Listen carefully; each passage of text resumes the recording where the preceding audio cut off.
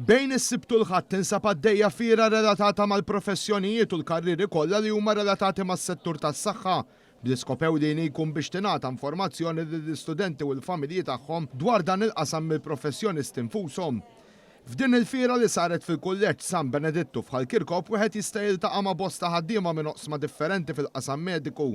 Kollha lesti sabiex anke permezz ta' fuljetti apparat mediku u filmati jispjegaw x'inhu l-irwol tagħhom u anke saħansitra xi kwalifiki u programmi ta' taħriġ hemm bżonn sabiex wieħed jidħol f'dan ix-xogħol. Crew ta' One News kien preżenti u tkellem ma' żewġ infermiera. L-irwol tax-xogħol tagħna huwa li wara li ssir l-operation theater, l-istrumenti li jintużaw jiġu CSSD biex jinħaslu jieħdu l-proċess tal-sterilization.